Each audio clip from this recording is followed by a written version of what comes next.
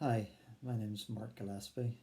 I'm 47 years old. I'm married to Shani and we have three children. Donald, who's 16, Jonathan is 12, and Penelope is 11.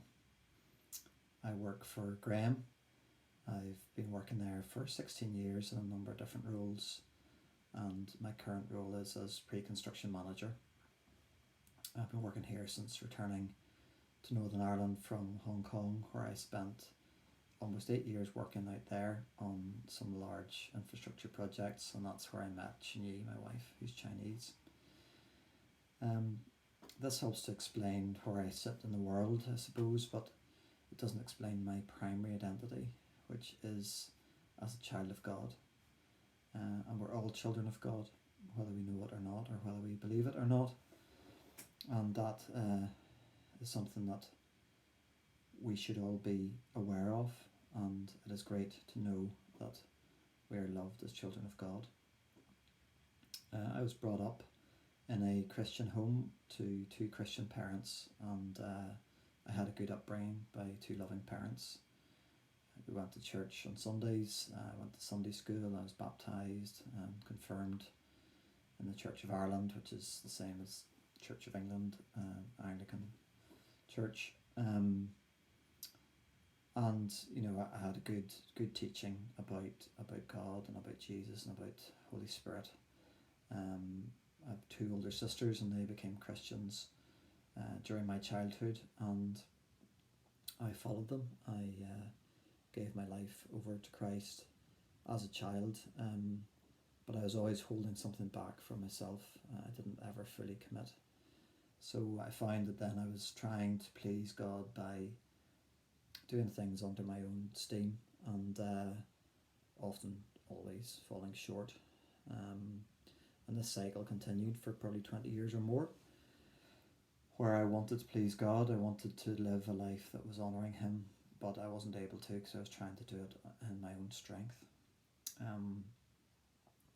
I remember a particular time when I arrived in Hong Kong, actually walking through the airport. It was the old Kai Tak airport at that time. I was actually going out to work on the new Chek-Lap-Kok airport, which is the one that was built in the middle of the ocean. And I remember feeling extremely anxious and praying to God and asking Him to look after me and protect me and provide for me, which He did. But I got settled in Hong Kong, and I think I started to drift away. I was having a good time as a young man in my early 20s, and I was just living a life that wasn't honouring God and wasn't particularly good for my certainly my spiritual health. So this continued for 18 months or more, and then I met Shani, and something happened after I met her and got to know her. I realised that I needed to make changes in my life. I think I felt fairly early on that this was the woman who I wanted to spend the rest of my life with, but I didn't want to spend my life living it the way I was. And that was the start of my journey back to God. We started going to church together, and we got married in that church. And I would say neither of us were Christians then, but certainly we were pursuing God and we were pursuing that way of life. We returned to Northern Ireland in 2004, just before Donald was born, and that was quite a difficult time for us because we'd moved home, we'd moved jobs. Shani had given up her job, and she'd given birth to a new baby with none of her friends and so on around. So it was a very difficult time, particularly for her. I was working by this stage for Graham and trying to pursue my career, but she was left at home looking after a newborn baby, and it was tough. She went to a number of mothers and toddlers groups, one of which was in the church that we became members of eventually, and they were running an alpha course. So she went on that alpha course and found it really helpful, and just really gave her a very clear knowledge and insight into the gospel, and she shared some of the teaching with me, and we did some of the course together, and it was just like a fresh revelation to me about freedom in Christ rather than a sense of burden. So through doing the Alpha course, Shani became a Christian. We started attending Lisbon Christian Fellowship, and we just really enjoyed the love of the people who were in that church, and the fact that they were living out their Christian lives in a way that we hadn't really experienced before. They were different. There was something different about them and attractive, and we wanted some of that ourselves. We wanted to be living in that way. Ultimately, I helped out on an Alpha course, and I think it was really through that I finally kind of surrendered everything to Jesus, and I said, look, I'm fed up with trying to manage my life myself. I need help, and I just want to give it all to you. And that happened during the course of helping out in that Alpha course. So that was a really significant time in my journey.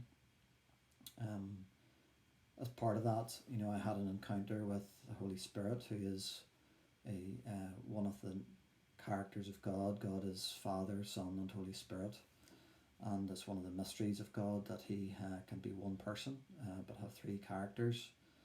And certainly, Holy Spirit has helped me at times whenever I have felt very low or whenever I've needed help. He has stepped in and supernaturally got me through situations that I couldn't have got through myself. So I think that's my story, is one of not holding anything back from God. I think it's easy to live a half-hearted Christian life. Ultimately He's a jealous God. He wants all of us, not for our bad, but for our good. His plans for us are good.